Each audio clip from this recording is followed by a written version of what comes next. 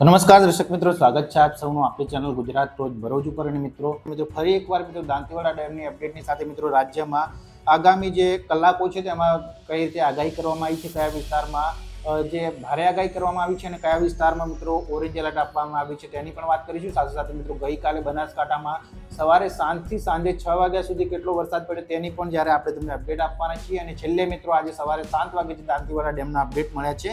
તો તમામ મિત્રો અપડેટ જ્યારે આપણે આપવાના છીએ ત્યારે મિત્રો વિડીયોને છેલ્લે સુધી જોઈએ. જી હા મિત્રો, વાત કરવામાં આવે સૌથી પહેલા એટલે કે મિત્રો આજે તારીખ છે 8/9/2025 એટલે કે મિત્રો હવામાન વિભાગે આજે સોમવારના દિવસે મિત્રો સાબરકાંઠામાં અત્યંત ભારે વરસાદની આગાહી કરી છે. જ્યાં મિત્રો વાત કરવામાં આવે ગઈકાલે જે આગાહી કરવામાં આવી હતી તે પ્રમાણે બનાસકાંઠામાં ધોધમાર વરસાદ નોંધાયો હતો. સાથે સાથે મિત્રો ઉપરવાસમાં પડેલા ભારે વરસાદના કારણે બનાસકાંઠાના દાંતીવાડા ડેમમાં પણ વરસાદ નું પાણી આવ્યું છે. અને મિત્રો જે વરસાદ છે તે મિત્રો અતિ ભારે વરસાદ આગળ પડવાથી બનાસકાંઠાનો જીવાદોરી સમાન જે દાંતીવાડા ડેમ છે તેમાં મિત્રો જે વધારે પાણીની આવક થતા મિત્રો જે દાંતીવાડા ડેમની જે સપાટી છે તેની નજીક પાણી પહોંચવા થયું છે. મિત્રો વાત કરવામાં આવે આજે 8 જિલ્લાઓમાં વરસાદનું રેડ એલર્ટ આપવામાં આવ્યું છે, જેમાં મિત્રો બનાસકાંઠા, મહેસાણા, અરવલ્લી, વલસાડ, દમણ, દાદરાનગર હવેલી સાથે મિત્રો સુરેન્દ્રનગર અને રાજકોટમાં ભારેથી અતિ ભારે વરસાદની હાલમાં આગાહી કરવામાં આવી છે. તો મિત્રો 13 જિલ્લાઓની અંદર જે ઓરેન્જ એલર્ટ આપવામાં આવ્યું છે તેની અંદર મિત્રો પાટણ, ગાંધીનગર, ખેડા, અમદાવાદ, મહીસાગર, ડાંગ, નવસારી, જામનગર, પોરબંદર,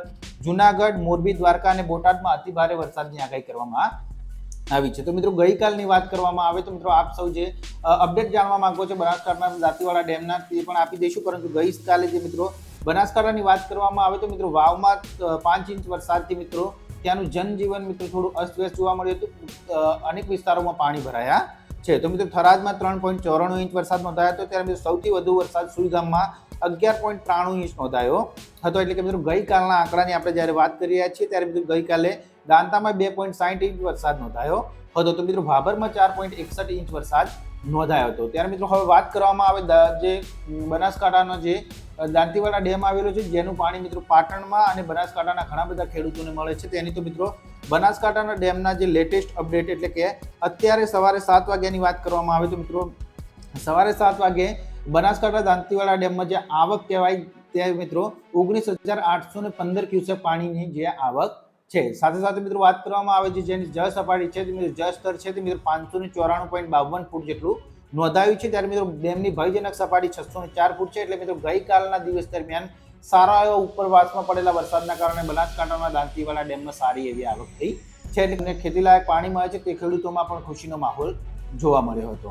ત્યારે મિત્રો વાત કરવામાં વધુમાં તો હવે મિત્રો આવનાર દિવસોમાં ઉપરવાસમાંથી વધુ વરસાદ આવે છે. તો મિત્રો જેમ જેમ વરસાદ આવે છે અને પાણીનું સ્તર વધે છે સાથે સાથે મિત્રો દાંતીવાડા ડેમ ભરાય છે તો મિત્રો આવનાર સમયમાં બનાસકાંઠાના જે જીવાદોરી સમાન જે બનાસ નદી છે તેમાં પણ પાણી છોડવામાં આવી શકે છે. જોકે મિત્રો હાલમાં બનાસકાંઠાના દાંતીવાડા ડેમની જે જળ સપાટી એકવાર ફરી આપણે તમને જણાવી દઈએ તો 594.52 ફૂટ છે.